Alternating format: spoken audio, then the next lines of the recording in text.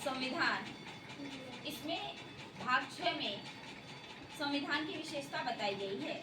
हम अपने संविधान की कुछ विशेषताओं पर संक्षेप में विचार कर रहे हैं।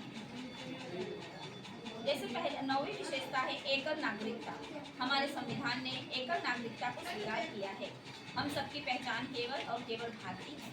भले ही हम अलग अलग राज्यों के हों, हमारी मुख्य पहचान भारतीय ही है। इसी भावना के कारण हम एकता और एकीकरण बढ़ता है।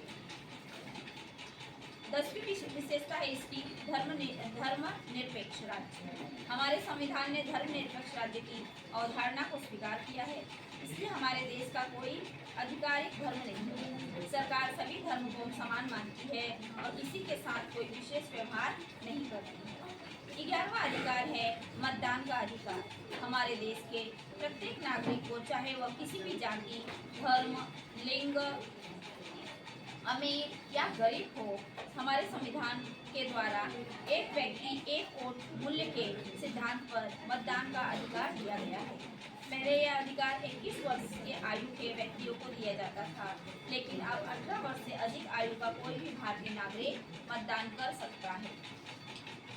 इसकी 12वीं विशेषता है त्रिस्तरीय सरकार की स्थापना। हमारे संविधान ने त्रिस्तरीय शासन प्रणाली को स्वीकार किया है। पहला है पंचायत राज, ग्राम पंचायत, पंचायत समिति, जिला परिषद, नगर परिषद, नगर पालिका, नगर निगम आदि व्यवस्थाओं के माध्यम से पंचायत राज्य की स्थापना की गई है। दूसरा है राज्य स्तर पर राज्य की व्यवस्था कार्य करती है।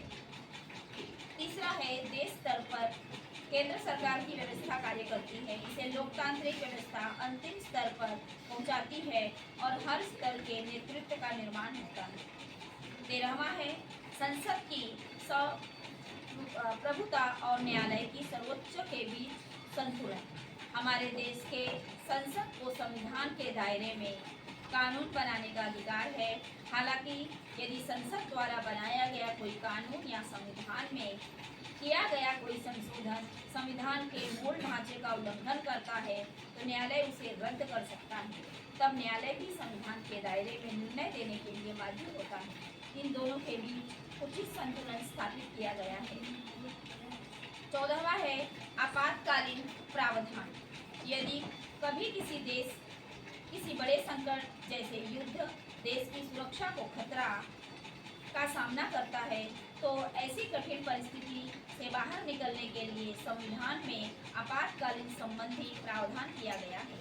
इस दौरान देश की सारी शक्तियां केंद्र सरकार के पास आ जाती हैं, जो स्थिति को नियंत्रित कर सकती है। हमारा भारतीय संविधान बहुत ही विशिष्ट है। इसी संविधान की बदौलत हमें सम्मान और गरिमा के साथ जीने का अधिकार मिला है। इसके लिए हमें भारतीय संविधान के शिल्पकार विश्व रत्न डॉक्टर बाबा साहेब आम्बेडकर को संविधान सभा के अन्य सभी सदस्यों का सदैव कृतज्ञ रहना चाहिए। धन्यवाद।